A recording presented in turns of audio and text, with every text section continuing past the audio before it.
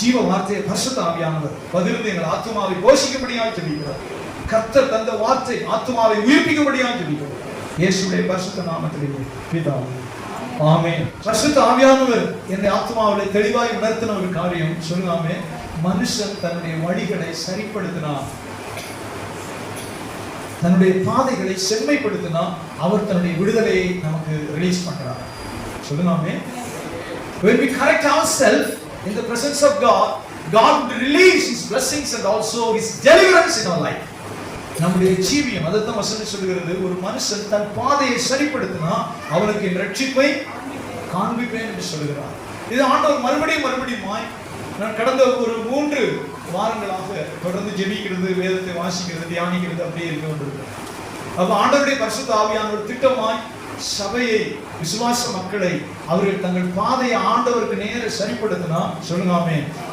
ஆண்டவருக்கு உகந்த விதமாக தங்களுடைய வழியை சரிப்படுத்தினா என்னுடைய ரட்சிப்பை, என்னுடைய டெலிவரன்ஸ் வெளிப்பாடுகள், அந்த விடுதலையை நான் அந்த ஜனத்தின் மேலே தருவேன் என்பதாய் தேவ ஆவியானவரை உணர்த்தி கொண்டே இருக்கிறார். பரிசுத்த ஆவியானவர் சொல்லுங்க. நிறைய தடை இருக்கும். ஒரு திருமணத்துல தடை இருக்கலாம், வேலையில தடை இருக்கலாம், பிள்ளைகளுக்கு வெளிச்சம் இல்லாமல் இருக்கலாம், முன்னேற்றம் இல்லாமல் இருக்கலாம். சொல்லுங்க. நம்முடைய குடும்பத்துல பலவிதமான கட்டுக்கள், பல இடங்களில் லாக்கு இருக்கலாம், நம்முடைய சொத்துக்கள் பிறர் அனுபவித்துக் கொண்டிருக்கலாம், பல துயரங்கள் கட்டுக்கள் இருந்து கொண்டிருக்கலாம். இப்ப ஆண்டவருடைய பாதத்துல நம்ம திரும்பி நம்மளை சரிப்படுத்தும் போது சொல்லுங்க அது தேவன் நிச்சயமாய் விரும்புகிறார். நம்மளை சரிப்படுத்தும் போது இந்த ஒரே ஒரு வசனத்தை வாசிங்க பார்ப்போம். சங்கீத புத்தகம் 50:23. அது நம்முடைய தொடக்கம், அது பிரசங்கம் அல்ல, அது தொடக்கமா இருக்கிறது. வாசிங்கப்ப. ஸ்தோத்திர பலி இடுகிறவன் என்னை மகிமைப்படுத்துகிறான். தன்னுடைய வழியை செம்மைப்படுத்துகிறவனுக்கு தேவனுடைய ரட்சிப்பை வெளிப்படுத்துவேன் என்று சொல்லுகிற ஒவ்வொரு மனுஷனோட ஆண்டவர் இந்த வார்த்தையை சொல்லுகிறார். சொல்லுங்க அல்லேலூயா. சத்தமா சொல்லுங்க ஆமென்.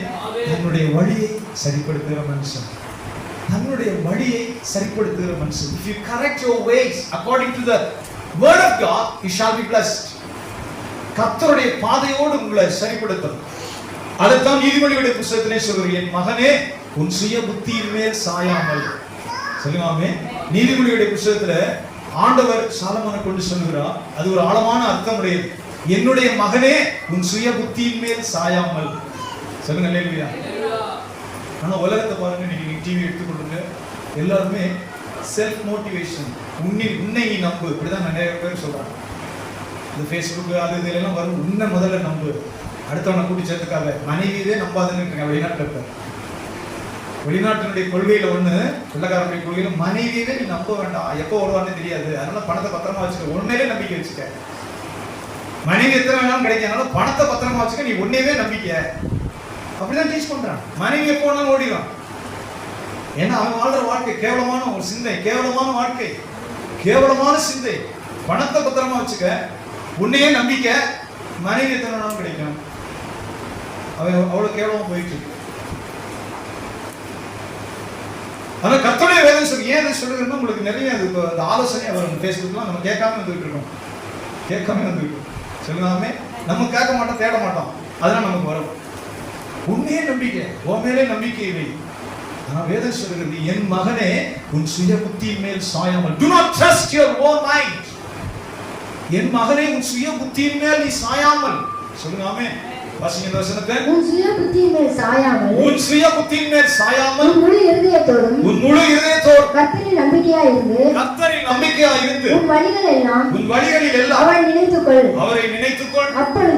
அப்பொழுது அவர் உன் பாதைகளை செம்மைப்படுத்துவார். இந்த வசனம் அதே தான் சொல்ற. அப்பொழுது உன் பாதைகளை இந்த உதம் வைக்க படிச்சு. இது ஒரு முக்கியமான அஸ்திபார உபதேசம். சொல்லுங்க ஆமென். சத்தமா சொல்லுங்க அல்லேலூயா. நீ சபையில் இருக்கிற வாலிபர்களை பாருங்க, நான் டச் பண்ண முடியாது. இங்கேயும் இல்லை, பல இடங்கள் நம்ம சபை நல்ல சபை. சின்ன பிள்ளைகள் ஒழுங்கா இருப்பாரு, கொஞ்சம் வரும்போதே அவன் அப்படியே இயேசு விட்டுட்டு விஜய் பக்கம் போயிடுவான். சிறுவர் முடியல சண்டே கிளாஸ்ல இயேசு நல்லவர், இயேசு தான் என் ஹீரோன்னு பாடிக்கிட்டு இருப்பான். காலேஜ் போனோன்னு அப்புறம் விஜய் போய், அஜித் போய், முடியல ரஜினிகாந்த் போய், எல்லா பக்கம் போயிடுவான். அப்புறம் முடி பெரிய இந்த பனைமரத்தில் இருக்கிற முடி மாதிரி வெட்டிட்டு இருக்கும். பனைமரத்தில் உள்ள முடி, காதுல தோடு, கையில எல்லாம் கயிறு, காலில் நான் திருவிருந்து வராது, சபைக்கு வர வேண்டாம். உண்மையா மனம் திரும்பும் போது சபைக்கு வராது, சபைக்கு வராது. உன்னை பார்த்து அடுத்தவங்க கிட்ட போயிடுவாங்க. நீ வந்து என்ன செய்ய போற? போய் கொஞ்ச நாளைக்கு ரஜினிகாந்துக்கு ஏதாவது பாலாபிஷேகம் பண்ணு, இல்லைன்னா மோரில் இருந்துச்சுன்னா அதில் கொஞ்சம் நாள் குத்திட்டு சரி. குத்தி தெளியும் போது கெட்டவமான குத்தி தெளியும் போது வந்தானா இல்லையா, ஒருத்தன் பொண்ணு கொடுக்க மாட்டான், காரி துப்புவான். ஒருத்தர் நல்ல பேர் கிடைக்கிறவங்க இப்போ பொண்ணு கிடைக்கல, நல்ல சம்பளத்தில் இருக்கிறவங்க பொண்ணு கிடைக்க மாட்டேங்குது. இந்த மாதிரி முடியெல்லாம் வச்சுக்கிட்டு ஊரெல்லாம் சுற்றிட்டு கையில் காலையெல்லாம் கயிறு கட்டிட்டு முடிஞ்சா எல்லா இடத்துலையும் தோடு போட்டுட்டு சரி. நான் சொல்லிட்டு சபைக்கு வராத, உன்னை பார்த்து இருக்கிற 1-2 ஜெபிக்கிறது கேட்டு வரவே வேண்டாம், ஊரை சுத்து.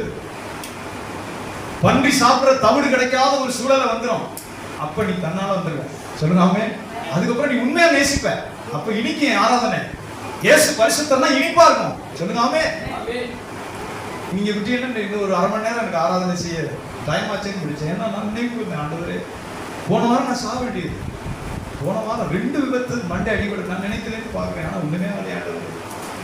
சதீஷ் பிரதர் வீட்டுக்கு போகும்போது அது ஒரு பெரிய காணு, அதில் வண்டி ஏறி இறங்கணும்னா பள்ளத்தில் வண்டி நின்றுச்சு, கால் விட முடியாது. பெரிய காங்கிரீட்ல கட்டி வச்சிருக்காங்க சாக்க, விழுந்தா மண்டை அடிபட்டோம். எப்படி ஆண்டவர் தூக்கினார்னே தெரியல, அந்த கால் விட முடியாது, விழுந்தா மண்டை அடிபடும். அப்புறம் மலையில இங்கே ஒரு தடவை வலிக்கு மட்டான் விழ வேண்டியது. ஆனால் 2லையுமே நான் நினைவு கூறுகிறேன். சொல்லுங்க ஆமென். ஒன்று நம்ம நிச்சயமா ஆஸ்பத்திரியில் கிடக்கணும், ஏதாவது ஐசியூல கிடக்கணும், இல்லைன்னா போய் சேர்ந்துருக்கணும். 2மே கிடக்கணும். நான் அடிக்கடி நினைப்பேன், காலையில இயேசு நல்லவர்னு நம்மளோட பிரசங்கம் பண்ணி வச்சிருக்கேன். அதனாலதான் பல ஊர்களுக்கே நீ போகவிட்டது ஆண்டவர். இப்படியெல்லாம் கூப்பிட்டு பெங்களூருக்கு நான் வரவே இருப்பேன். போய் பூசாரி நான் காலையில இயேசு நாதர் நல்லவர்னு சொல்றேன். சொல்லுங்க இயேசு பரிசுத்த பாவி ரசிக்க வந்தாருன்னு உட்காந்து 5:30 மணிக்கு சொல்றேன். அதுக்காக என்னமா நம்மள கிருபையை விட்டு வச்சிருக்கிறார். சொல்லுங்க ஆமென். ஏன் சொல்லுங்க, தேவனை நீ ருசிக்கும் போது ஆராதனை இனிக்கும். சொல்லுங்க ஆமென். கர்த்தருடைய வேதம் சொல்கிறது, என் மகனே உன் சுய புத்தியின் மேல் சாயாமல், do not lean on your own idea. ஆங்கிலத்தில் ரொம்ப இனிப்பா இருக்கு. என் மகனே உன் சுய புத்தியின் மேல் நீ சாயாமல், அடுத்த வார்த்தை சுய புத்தியின் மேல் சாயாமல் உன் முழு இருதயத்தோடு கர்த்தரில் நம்பிக்கையா இரு. பாருங்க, உன் முழு இருதயத்தோடு கர்த்தரில் நம்பிக்கையா இருந்து. எப்படி நம்பிக்கையா இருந்து? சத்தமா சொல்லுங்க ஆமென். சத்தமா சொல்லுங்க. இது ஒரு முக்கிய தேவ ரகசியம், நம்மளால நம்பவே முடியாது. சரி சொல்லுங்க, தேவனுடைய ஆசீர்வாதம் நம்ப முடியாது, கடவுள் நமக்கு வழியை தரப்பாருன்னா நான் நம்ப முடியாது. தெய்வ வசனம் சொல்லுகிறது, உன் முழு இருதயத்தோடும் கர்த்தரில் நம்பிக்கையா இருக்கு. அறகுறை இருதயத்தோட இருக்க முடியுமானா முடியும், அறகுறையா இருதயத்தோட ஜெபிக்க முடியுமானா முடியும், அறகுறையா ஆராதனை செய்ய முடியுமானா முடியும். சொல்லுங்க ஆமென். அரையும் குறையும் சும்மா கோயிலுக்கு போயிட்டு வந்துட்டு இருப்போம்னா வந்துட்டு போயிட்டு இருக்க முடியும். அது முடியாது இல்லை, முடியும். சும்மா போவோம், சும்மா ஜெபம் பண்ணுவோம், சும்மா வேதவசனம் அவருக்கு என்ன பாஸ் ஞாயிற்றுக்கிழமை கடமை கழிக்கிட்டு சொல்லு ஏதோ சொல்லி போட்டு முடியுமானா முடியும். சொல்லுங்க ஆமென். நான் வேதம் சொல்கிறது, முழு இருதயத்தோடு கர்த்தரில் நம்பிக்கை, trust in the Lord with your full heart. கர்த்தராகிய ஆண்டவரில் முழு நம்பிக்கையை வைக்கிறது. சொல்லுங்க ஆமென். வேற எதையும் சாராததுதான் அந்த விசுவாசம். சிலர் ஊழியத்துக்கு ஆண்டவர் கூப்பிடும்போது பாருங்களேன், நிறைய நேரங்கள்ல பைபிள் அப்படி தெளிவா ஆண்டவர் வழி நடத்தது பாருங்க. தன் தகப்பனையும் படகையும் விட்டு அவரை பின்பற்றினார். சொல்லுங்க ஆமென். அவர் இப்படிதான் கூப்பிடுறாரு, எல்லாத்தையும் விட்டுட்டு பின்பற்றிவா. சொல்லுங்க ஆமென். எல்லாத்தையும் விட்டுட்டு என்ன பின்பற்றிவா. இல்ல ஆண்டவரே நான் ரிட்டையர்ட் ஆகிக்குவேன், அல்லது பென்ஷன் வரும்போது விஆர்எஸ் கொடுத்துக்கிறேன், விஆர்எஸ் எலிஜிபிலிட்டி எனக்கு இல்ல ஆண்டவரே. விஆர்எஸ் கொடுத்தா புரியுதா? அது கவர்மெண்ட் எம்ப்ளாய்க்கு தான் புரியும். விஆர்எஸ் பத்தி விஆர்எஸ் கொடுத்து ஃபுல் பென்ஷன் எலிஜிபிலிட்டி வந்தோன்னு கொடுத்துட்டு அப்புறம் ஏசு நல்லவங்க பாடுறேன், எனக்கு வர வேண்டிய பென்ஷன் எதுவும் பிரச்சனை இல்லாம வந்துடும். அப்புறம் போய் நான் பைபிள் தூக்கிட்டு ஏசு சொல்லி ஆசீர்வதிப்பார். அது என்னதுன்னு எனக்கு தெரியல. சொல்லுங்க ஆமென். கடவுளை அப்படி யாரையுமே கூப்பிட்டதே கிடையாது. போய் நிற்கிறார் கடற்கரையில, தகப்பனையும் படகையும் 2 படகு அப்படி விட்டுட்டு they followed God. நீங்கள் என்னை பின்பற்றி வாருங்கள்னு சொன்னாரு சீடர்களை பார்த்து. சொல்லுங்க ஆமென். அவர்கள் தகப்பனை விட்டுட்டு படகு விட்டுட்டு 2 படகு, ஒரு படகு 15 லட்சத்துக்கு வாங்க முடியாது, ஒரு படகு 20 லட்சத்துக்கு வாங்க முடியாது, பெரிய அந்த ஸ்ட்ரீமர் இந்த போட்ஸ். 2 படகையும் விட்டுட்டு தகப்பனையும் அப்படியே விட்டுட்டு ஏசு பின்னாடி போயிட்டாங்க. அதனாலதான் கேட்கிறார் பேர், என்ன கிடைக்கும் ஆண்டவரே? உனக்கு கிராஜுவிட்டி கிடைக்கும், பென்ஷன் கிடைக்கும், ஏதாவது அரியர் இருந்துச்சுன்னா மொத்தமா கிடைக்கும், பிக்ஸட் டெபாசிட் ஏதாவது போட்டுதான் உனக்கு கிடைக்கும். ஏசுநாதர் அப்படி சொல்லவே இல்லை பாருங்க. சொல்லல இல்ல. சொல்லுங்க ஆமென். ஏசுநாதர் பதில் சொல்றாரு, மறு ஜென்ம காலத்தில் நீ சவுக்கடி வாங்கி சிலுவையில செத்து, பேதுரு சிலுவையில தலைகீழா அடிக்கப்பட்ட அந்த மனுஷன், பேதுரு தலைகீழா அடிக்கப்பட்டு மரித்தார், தோமையாருக்கு ஈட்டியில குத்தப்பட்டு மரித்தார். இங்க சென்னையில சென்ட் தாமஸ் மவுண்ட்ல யோவான் மட்டும்தான் 100 வயது வரை கத்தர் வச்சிருந்தார். சபைகளுக்கு வெளிப்பாடு எழுதுறதுக்காக, சபைக்கு திருவெளிப்பாடு, ஆண்டவருடைய வருகை, அந்தி கிறிஸ்துடைய காரியம், பூமியில என்னென்ன நடக்கும்னு எழுதி வைக்கிறதுக்காக 100 வயசு வரைக்கும் வச்சிருந்தார். தோமையார் 100 வயசு வரைக்கும் வைக்கல. இங்க வந்து ஊழியர் இறந்து போயிட்டார். கேரளாவோட சபையெல்லாம் ஸ்தாபித்தாரு, தமிழ்நாட்டுக்கு வந்தாரு, சென்னைக்கு போனாரு, பறைமலையில் ஈட்டில கொடுத்து செத்து போனார். அப்படி அப்போஸ்தலர்கள் எல்லாம் அங்கங்க போய் ரத்த சாட்சியாய் மரித்தார்கள். சொல்லுங்க. இயேசு கிறிஸ்துடைய சீடர்கள், அவரை நேசித்து அவரை பின்பற்றின சீடர்கள் ரத்த சாட்சியா மரித்தார்கள். அவருக்கு யோசிப்பு, அவர் பூமிக்கு, இந்த பூமியில ஏதாவது கிரீடம் இருந்துச்சா, ஒரு அங்கி இருந்துச்சா, பென்ஷன், சம்பளம், அரியர் எதுவுமே இல்லை. சொல்லுங்க. பலி ஆடுகளாக, பலி செலுத்த வேண்டிய ஆடுகளாக, எப்ப சாவனே தெரியாது இயேசுக்காக போயிட்டே இருக்கிறாங்க. எப்ப மரணம் வரும்னு தெரியாது இயேசுக்காக ஒவ்வொரு ஊரா போய் கொண்டே இருக்கிறார்கள். கேட்கிறாங்க, ஆண்டவரே என்ன கிடைக்கும் ஆண்டவரே? சொல்றாரு, மறு ஜென்ம காலத்தில். சொல்லுங்க. இந்த பூமியில ஓட்டத்தை முடிச்ச பின்பு, இந்த பூமியில நீ பாடுகளை, வேதனைகளை, அவமானங்களை எல்லாம் அனுபவிச்சு இயேசுக்காக ஓட்டத்தை இந்த பூமியில முடிச்ச பிறகு மறு ஜென்ம நாளில, உயிர்த்தெழுதலின் நாளில இஸ்ரவேலுடைய 12 கோத்திரங்கள்ல விசாரிக்கிற 12 பேரும் சிங்காசனத்துல வீற்றிருக்கிறீர்கள் சொன்னாங்க. இது பொய்யா? சொல்லுங்க. படிப்பறிக்காத மீன் பிடிக்க தெரிஞ்ச பேதுரு இஸ்ரவேலுடைய 12 கோத்திரத்துல ஒரு கோத்திரத்தை விசாரிக்கிற நியாயாதிபதியாய் சிங்காசனத்துல வீற்றிருக்கான். படிப்பறியாத யோவான், அவருக்கு கொடுக்க என்ன இருந்தது? உயிர் இருந்தது. சொல்லுங்க. அவரெல்லாம் கடினமாய் உழைக்கிறவர்கள். தகப்பனை விட்டுட்டு படகு யார் போவார்? ஏசுநாதர் கூப்பிடும் போது, கடவுள் கூப்பிடும் போது எல்லாரும் இப்படிதான் கூப்பிட்டுறாரு. ஆபிரகாமே இப்படிதான் கூப்பிட்டாரு. சொல்லுங்க.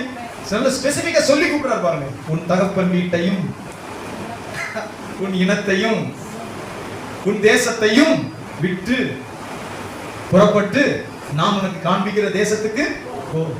இப்ப சொல்லுங்க, leave your job, leave your good salary, leave your good family, leave your good home.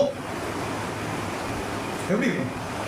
இப்ப நல்ல வேலையை விடு, நல்ல சம்பளத்தை விடு, நல்ல குடும்பத்தைனா மனைவி தள்ளுறது இல்லை, டிவோர்ஸ் பண்றது இல்லை, ஒரு ஃபேமிலி செக்யூரிட்டி எல்லாத்தையும் விட்டு, சரி ஆண்டவரே என்ன செய்யணும், நான் உனக்கு காண்பிக்கிறதுக்கு போ. சொல்லுதாமே. இப்படிதான் ஆப்பிரிக்காவுக்கு போனாங்க, இப்படிதான் போனார்கள். ஏன் சொல்லுகிற வசனம் சொல்லுகிறது, கர்த்தரை சார்ந்து கொள்வது என்பது நம்முடைய புத்தியை கொண்டே அவரோட சேர்க்கிறது கிடையாது. சொல்லுங்க. நிறைய பேர் அப்படிதான் ஓட்டிட்டு இருக்கிறோம். ஆண்டவருடைய பிள்ளைகள், எனக்கு ஒத்து வந்தா நான் ஆண்டவரோட சேர்ந்துக்குவேன். You never blessed. கடவுளுடைய ஆசீர்வாதத்தை நீ காண்பதில்லை. எனக்கு ஒத்து வந்துச்சுன்னா, எனக்கு சரியா, எனக்கு சாதகமா நான் போற போக்குல ஆண்டவர் சொன்னா நாங்க 2 பேரும் சேர்ந்து போவோம். நீ அவருக்கு தேவைப்படவே மாட்டேன். சொல்லுங்க. அல்லேலூயா. நீ அவருக்கு தேவைப்படவே மாட்டேன். கர்த்தர் கூப்பிடுவார், கர்த்தர் சொல்லுவார். சொல்லுங்க. ஆமென். கர்த்தர் கூப்பிடுவார், அவர் கட்டளையிடுவார், விட்டு வா. அவர்கள் தான் தேவனால் பயன்படுத்தப்படுவார். அதுதான் வசனம் சொல்கிறது. எல்லாவற்றிலும் பொருந்தும்.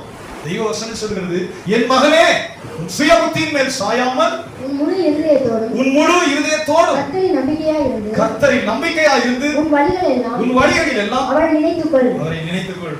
சத்தம் சொல்லுங்க. ஆமென். இந்த வசனம் தயவு செய்து நம்முடைய இதயத்தில் கரை. சத்தியம் என்னைக்குமே மாறாது. பாருங்கள், இந்த ஆலயம் வந்து 10வது இடம் நம்ம சபை நடத்துகிறோமே. முதல்ல நம்ம ஃபர்ஸ்ட் செபஸ்டியான் ஒருத்தர் இருந்தார் பஞ்சமில்ல. அவருடைய வீட்டில் 2 பேர் புதுக்கோட்டை ரோட்டில் சுத்த காடு அவர் வீட்டில் ஆரம்பித்தோம். அப்புறம் இன்னொரு இடம், அப்புறம் அப்படியே நம்ம அடைக்கலம் சார் வீட்டில் சாயங்காலம் நடத்தி கொண்டிருந்தோம். அப்புறம் அப்படியே காமராஜர் பள்ளிக்கூடத்தில் நடத்தி கொண்டிருந்தோம். அப்படி வரிசையாக சில வீடுகள் நடத்தினோம். அப்படியே தேவநேசன் ஒரு டீச்சர் இருப்பாங்க, அவங்க வீட்டில் நடத்தினோம். அப்புறம் சேவியர் சார் ஒருத்தர், அவர் மாடி விட்டார். அப்புறம் தேவநேசன் டீச்சர் வீட்டுக்கு போனோம். அப்புறம் அவங்க ஒரு குறிப்பிட்ட நேரத்தில் காலி பண்ணுன்னு சொன்னாங்க. எனக்கு பயமாக இருக்கு, எப்போ காலி பண்ணி சொல்லுவாங்களோ. சபை வளருது, சத்தம் கூடும். சபை வளர்ந்துச்சுன்னா சத்தம் கூடும். இடையில பேய் உருண்டுச்சுன்னா அது அதோட சத்தம் கூடும். அப்போ நமக்கு மணி அடிக்குது, அதான் காலி பண்ணுங்க டீச்சர். எப்படா பயந்துட்டே இருக்கு, காலி பண்ணியிருக்கீங்களா? காலி பண்ணுங்கன்னு சொன்னால் நான் மறுவார்த்தையே சொல்ல மாட்டேன்.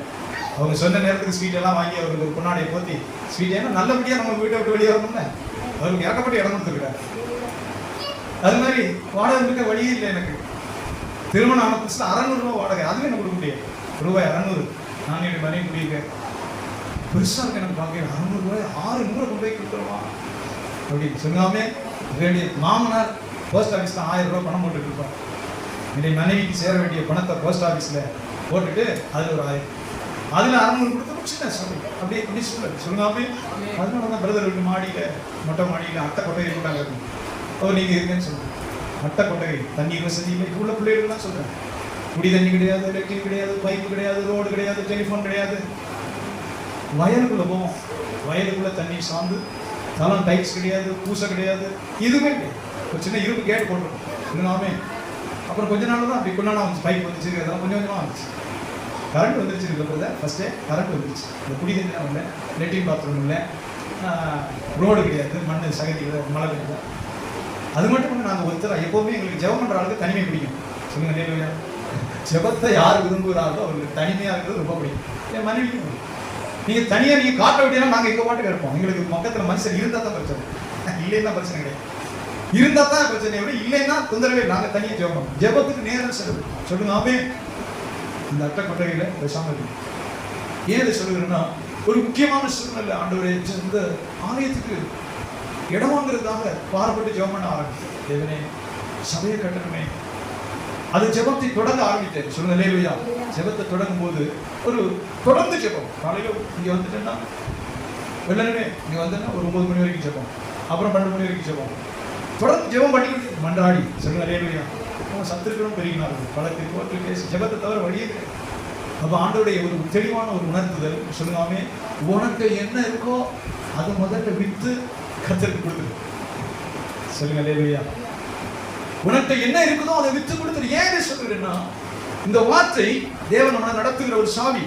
என் மகனே, உன் சுய புத்தியின் மேல் சாயாமல் கர்த்தர் பேரில் முழு இதயத்தோடு கர்த்தரை நம்பிக்கையாயிருந்து அவருடைய வழியை கைக்கொள், அவர் உன் பாதைகளை செம்மைப்படுத்துவார். அப்ப ஆண்டவருடைய பரிசுத்த ஆவியோட தெளிவான உணர்த்துதல். உனக்குன்னு இருக்கிற அந்த நம்பிக்கை இருக்குவார், உனக்குன்னு இருக்கிறத வித்து கொடுத்துரு. அது என்னுடைய மாமனார் என் மனைவிக்கு சேர வேண்டிய அந்த ரப்பர் எஸ்டேட்டை விற்றதை அவர் கையில் வச்சு போஸ்ட் ஆஃபீஸில் போட்டு அவர் போட்டுருக்கிறார். நல்ல மனுஷன், அவருக்கு 100 மார்க் போடணும். அவருக்கு உண்மையை சொல்கிறேன், 100 மார்க்குக்கு மேலே வந்து அதை போடணும். நல்ல ஜெபிக்கிற மனுஷன், பரிசுத்தவான், தேவ தரிசனம் பெற்ற மனுஷன், கர்த்தருக்கு நிறைய கொடுக்குற மனுஷன். அவர் வரதுல நிறைய கர்த்தருடைய மிஷனரிகள்லாம் கொடுத்துருவார். அவர் சாகுற வரைக்கும் மண் வீட்டில் தான் இருக்கணும்னு இருக்கிறார். சாகுற வரைக்கும் மண்ணில் கட்டப்பட்ட வீடு, பிள்ளைகளாம் நல்லா இருக்கட்டும், நான் பரலோகத்துக்கு போய் எனக்கு ஆண்டவர் என் திரிக்கு பலன் தருவார்னு சொல்லி மண் வீட்டில் தான் இருக்கார். அவருடைய பிள்ளைகளாம் பெரிய பெரிய மாடி வீடுகளை கட்டி வச்சிருக்கிறார். அங்கே கூட்டாலும் போக மாட்டாரு. எனக்கு ஜெபம் தடைப்படும், ஜெபம் தடைப்படும். நான் 3 மணி 4 மணிக்கு கத்துறாள், 3 மணி 4 மணிக்குன்னா உட்காந்து ஆண்டவரே பரிசுத்தவனை கத்தி ஜெபிக்கிறாள். உங்க வீடே எனக்கு வேண்டாம், எனக்கு இதுக்குள்ள கிரியைகளுக்கு பரவத்துக்கு தான் பலன். மண் வீட்டில் என்ன இருக்கிறேன் சொல்லுங்காமே. அப்போ நான் என்னுடைய மாமனார்கிட்ட சொன்னேன், ஆண்டவர் தேவ தரிசனம் கொடுக்குறார், இதில் கர்த்தர் எனக்கு நீங்கள் கொடுத்த அந்த பணத்தை வாங்கி இதை விற்று முதல்ல போட்டுறோம், இது அஸ்திவாரமாக உள்ளே போட்டுறோம், அதுக்கு பிறகு ஆண்டவர் வேறு வேலை செய்வோம் சொன்னார். சொல்லுங்க இல்லையா. அவர் அந்த ஊர் பழக்கத்தை சொன்னார். இது என் மகளுக்குன்னு உள்ள பணம், அது உங்கள் பிள்ளைகளுக்கு சேரணும்.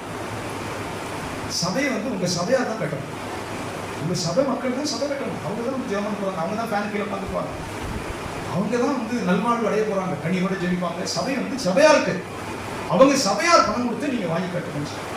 சரின்னா மறுபடியும் சொல்லுங்க இல்லையா. ஆனால் தேவன் அது வழி ஒரு மூத்தவர் சொல்கிறார் இருக்கட்டுமே. ஏன்னா அங்கே கன்னியாகுமரி மாவட்டம் பூரா சபை, ஒரு மாதம் எதுனா பிரச்சனை வந்துடும், சபை உடையும் கேஸ் போட்டு நிற்பாங்க. அதை கணக்கு பண்ணி அவர் சொல்கிறார். ஏன்னா ஒருத்தர் நல்லா இருக்கிற வரைக்கும் இருப்பான், விரோதியாக மாறணும்னு சபையை உடைப்பான், பாஸ்டர் கெட்டவர்னு சொல்லுவாங்க, கேஸ் போடுவேன், சபையை கூட்டி போட்டுருவாங்க. கன்னியாகுமரியில் அதெல்லாம் நிறைய நடக்கும்.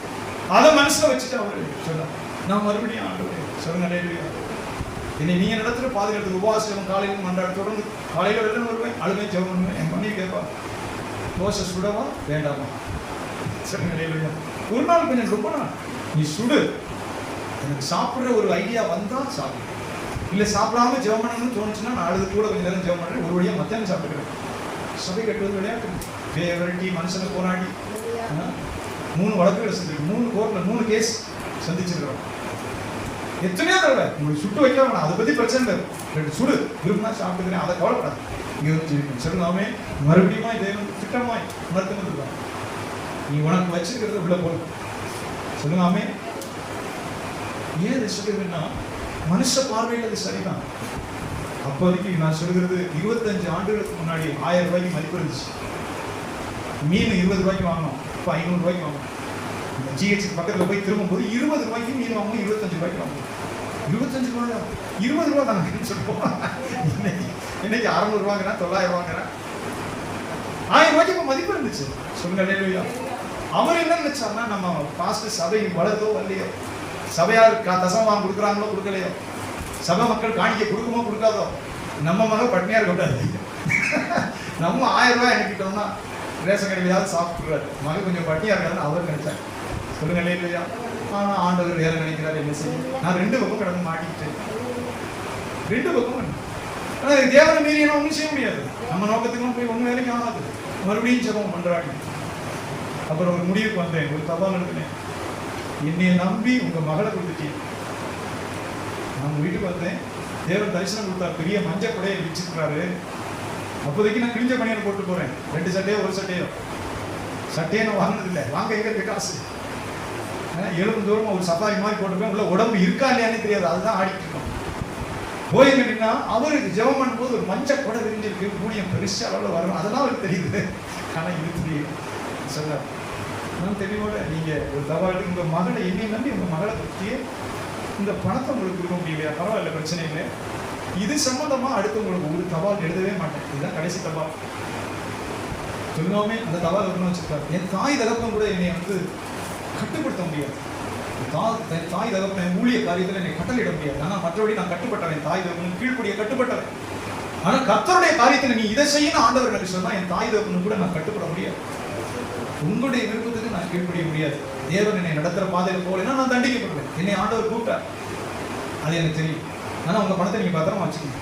சொல்லுங்க இல்லையா? அவர் ரொம்ப நல்ல தங்கமான மனுஷன். தபால் எப்போ போச்சோ அப்பவே போயிட்டார். அதெல்லாம் எடுத்து டிடி எல்லாம் எடுத்து தபாலும் எழுதிட்டார். உங்களுக்கு சேர வேண்டியது எப்படின்னா அடுத்து வராதுன்னு அர்த்தம். உங்களுக்கு சேர வேண்டியது கணக்கிட்டு அதுல வருது இதுல வருது நான் எழுதி உங்களுக்கு டிவியாக 50,000 என்ன அனுப்பி உங்களுக்கு முடித்து விட்டேன், உங்கள் கணக்கு செட்டுன்னு சொல்லி தவால ரிஜிஸ்டர் தவால டிடி வந்துச்சு. சொல்லுங்க, நான் சொல்லுகிறது நீங்க ஒருவேளை நினைக்கலாம், இதுல என்ன பாஸ்டர் இருக்கு சொல்லதானே.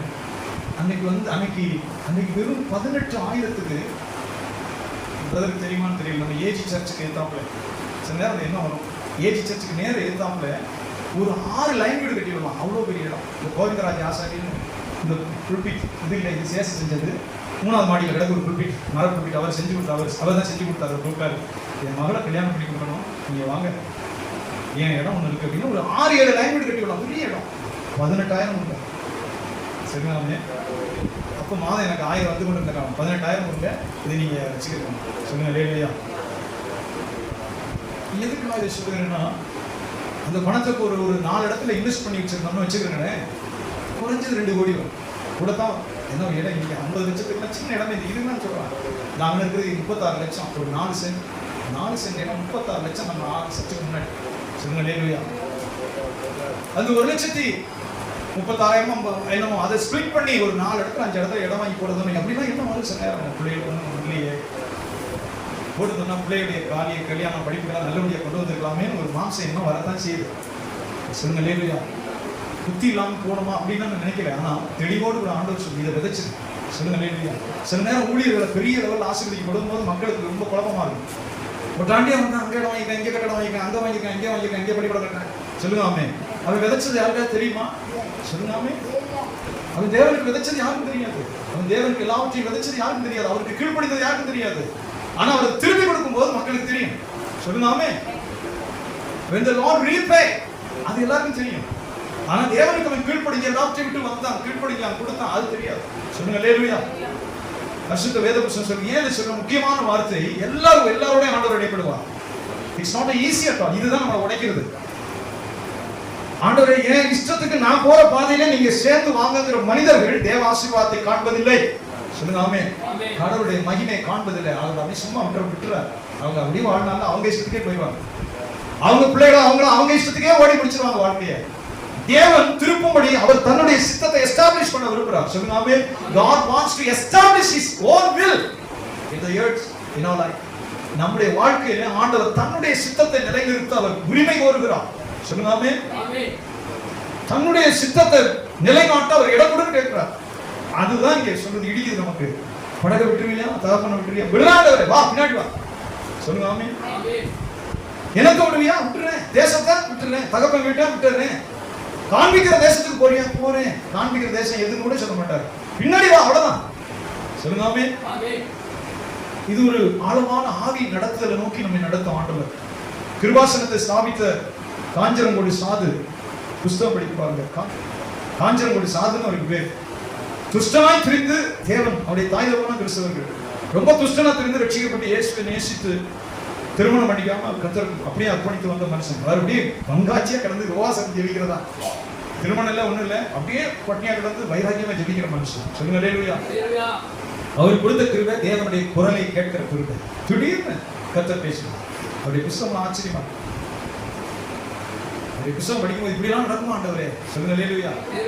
மார்த்தாண்டத்துல இருந்து அந்த இதுல பஸ்ல பண்ணும்போது அவர் கையில அதாவது சில கொள்கைகள் வச்சிருப்பாங்க. கையில காசு வச்சுக்க மாட்டாங்க, காசை பயன்படுத்தக்கூடாது, காசை ஹேண்டில் பண்ணக்கூடாதுன்னு சில இது வச்சிருக்காங்க.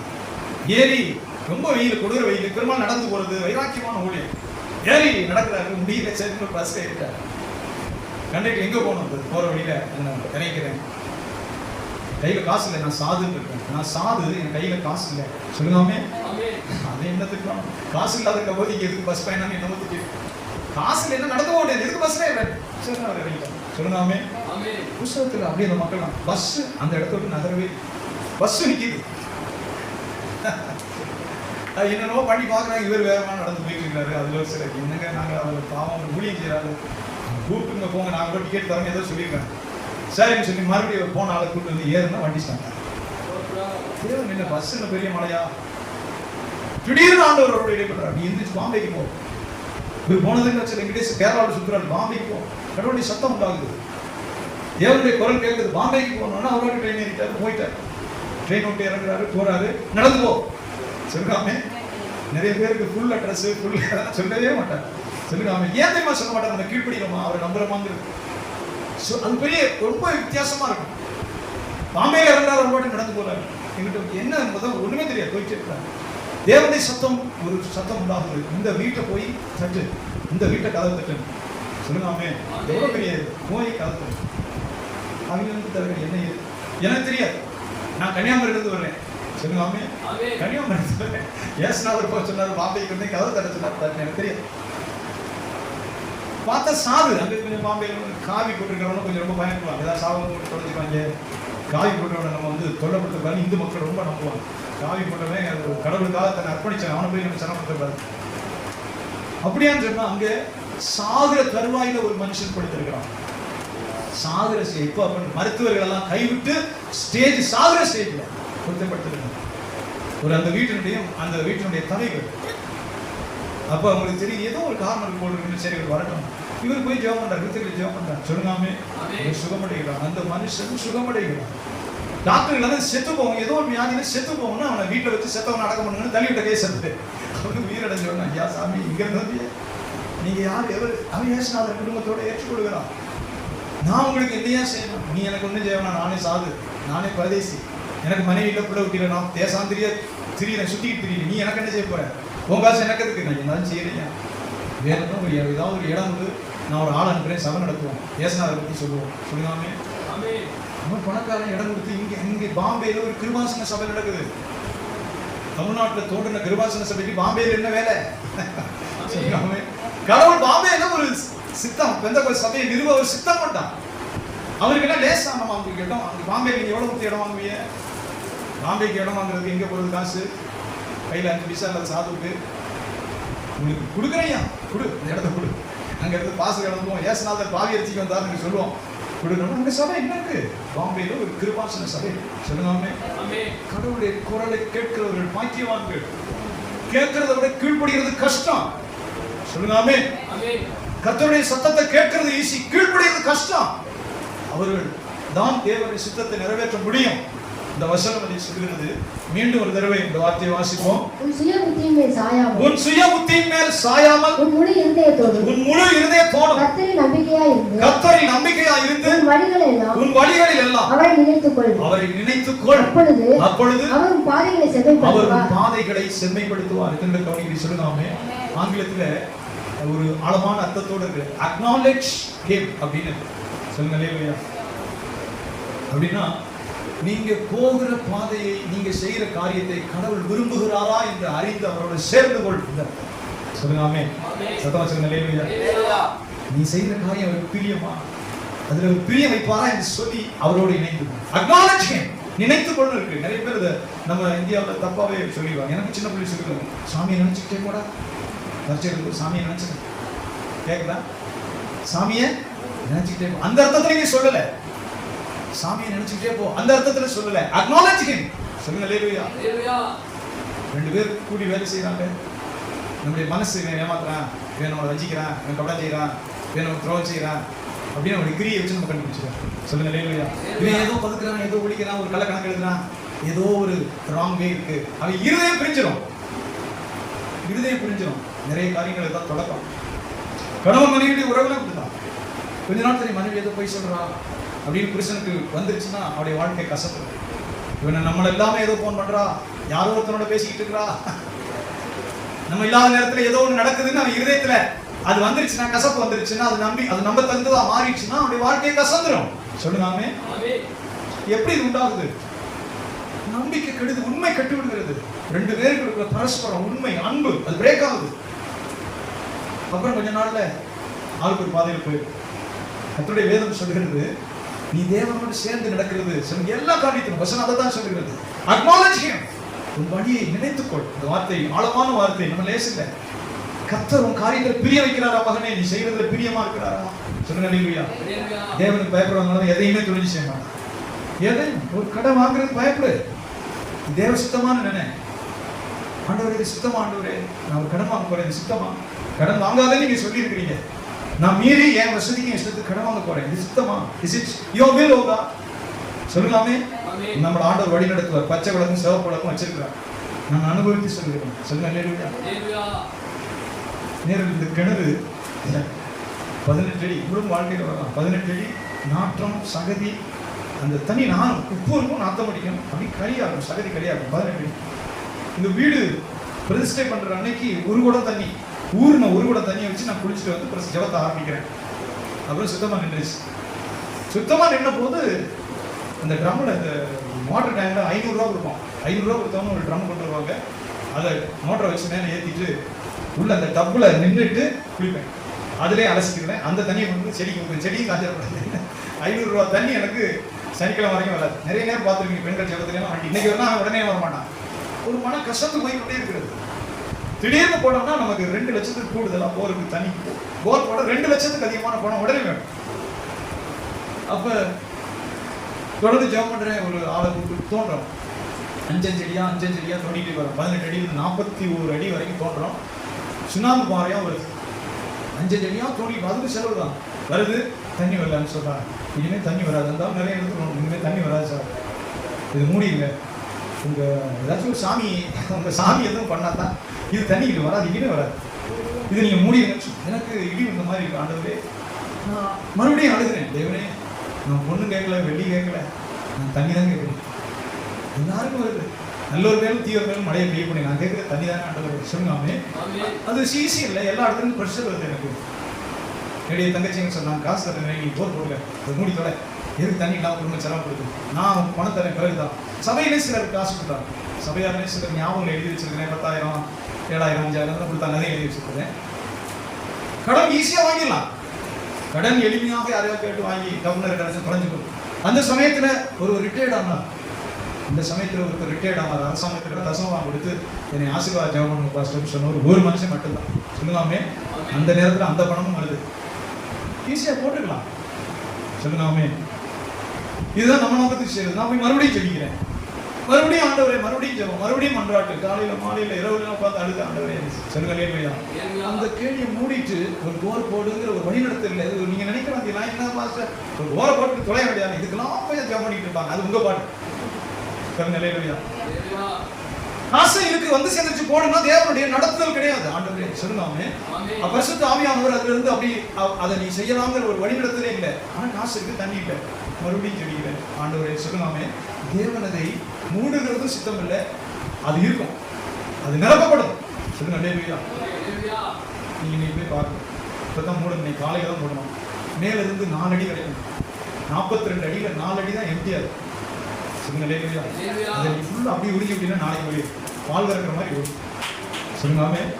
நினைவாகிறேன். என் புத்தியை கொண்டு நான் அவசரப்பட்டு என் தங்கச்சி சொன்னிச்சு, அன்னைக்கு நான் சபை மக்கள்லாம் சொல்றது ஓட்டு தொடங்கி ஒரு போறேன்னு போட்டு தான் நான் நட்டப்படுவேன். 2 லட்சமா நஷ்டம். அது கேணியை மூடி சாக்கடையாக்க முடியும். கர்த்தர் அந்த சித்தம் பண்ணல. நீங்க கண்ணீரோட ஜெபம் பண்ணி கடவுளுடைய பாதத்துல நேரம் செலவிடாம இது நடக்கவே இல்லை. சொல்லுவாமே. தேவன் ஒவ்வொரு காரியத்திலும் அதுக்கு ஒரு தேவன் நடத்துவார். பிரேக் ஆக்சிலேட்டர் அவர் தான் வச்சிருக்கிறார். பிரேக்கும் ஆக்சிலேட்டரும் அவர் கையில தான் இருக்கு. சொல்லுங்க ஆமென். நமக்கு ஒரு நல்ல இருதயம் இருக்கணும். தேவனுடைய பாதத்துல காத்துக்கிற ஒரு இருதயம் இருக்கணும். சொல்லுங்க அல்லேலூயா. சொல்லுங்க ஆமென். என்ன யோசிப்பாங்க, அது 4 அடி ஃபுல்லா அந்த தண்ணி இப்ப நல்லா நான் போன நேற்று கூட தேவன் ஆண்டவரே 42 அடி வரைக்கும் நோண்டுற வரைக்கும் நீர் பொறுமையா இருக்கு. இந்த 18 அடி களி தண்ணியிலே இருந்துச்சுன்னா நான் அதுக்கு மேல நோண்ட முடியாது. உமக்கு ஒரு சித்தம் இருந்திருக்கு, ஆனா எது எனக்கு தெரியாது. யோசேப்பு சிறைச்சாலையில தெரியாது, அவனுக்கே தெரியாது, விஷயம் தெரியாது, ஏங்கிறது அவனுக்கு தெரியாது. அவர் சித்தம் உண்டார். 42 அடி வரைக்கும் அதை தோண்டி அள்ளிட்டு அப்புறம் நல்ல தண்ணியை கொடுக்கணும் அவர் திட்டம் வச்சிருந்தார். சொல்லுங்க அல்லேலூயா. தெய்வ வசனம் சொல்கிறது acknowledge him. அவருடைய பாதையை உணர்ந்து கூட எல்லாத்துக்கும் ஒரு வேலையா இருக்கலாம், ஒரு திருமண காரியத்துக்கு பொண்ணு மாப்பிள்ளை தேடலாம். சொல்லுங்க ஒரு சின்ன சாட்சியோட முடிவைக்கு ரொம்ப ஆதரவான குடும்பம், சபைக்கு ரொம்ப இடம் கொடுத்து நல்ல இன்ட்ரெஸ்டிங்கான ரொம்ப வாஞ்சியான குடும்பம். சபை அந்த பாஸ்டர் தாங்கி உதவி செய்து இடம் வாங்கி சபை கட்ட ரொம்ப உற்சாகமான குடும்பம். அதில் 2-3 பிள்ளைகள் டீச்சருக்கு போயிடுச்சு. ஊர் பையன் ஒரே மகன் தான். அவன் விரும்பினது வேற படிப்பு, தாய் தப்பா அதை படிக்க வைக்க வேற படிப்பு படிக்க வைக்கிறான்.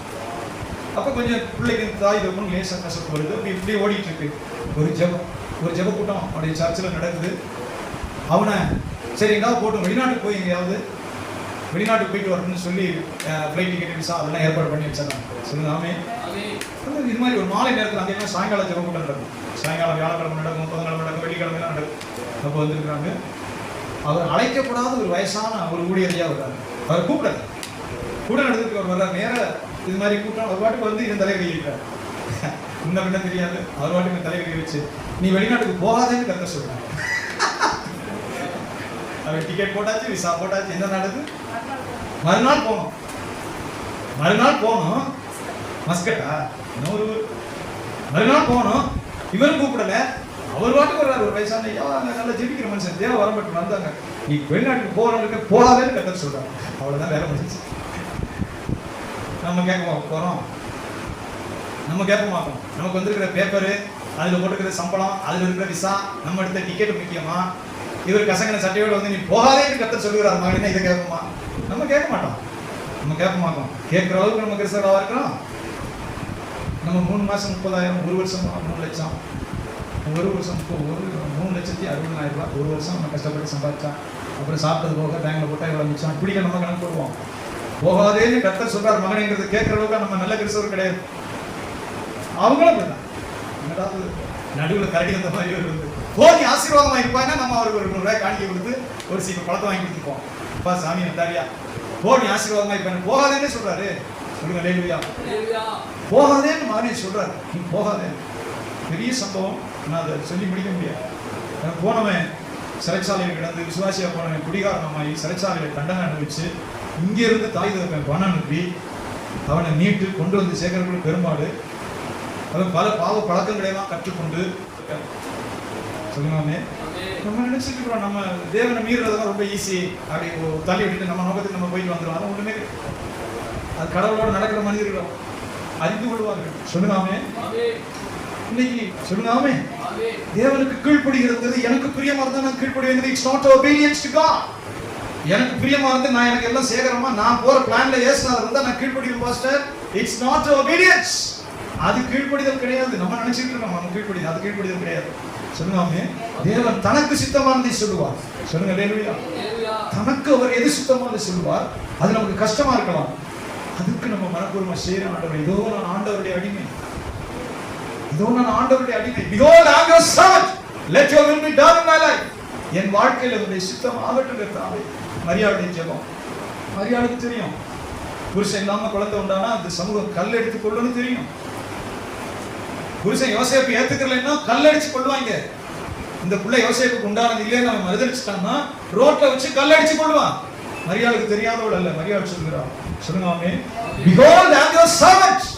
Let your will be done in my life.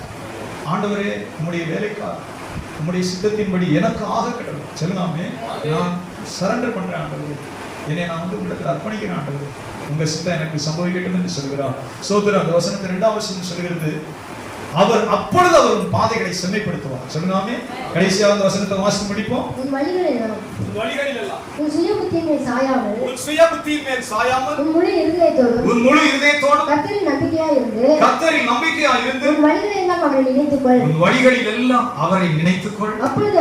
அப்பொழுது அவர் உன் பாதைகளை செம்மைப்படுத்துவார். பாதைகளை ஆண்டவர் செம்மைப்படுத்துவார். எழுதி நிற்குமா? glory to God. கரங்களை உயர்த்தி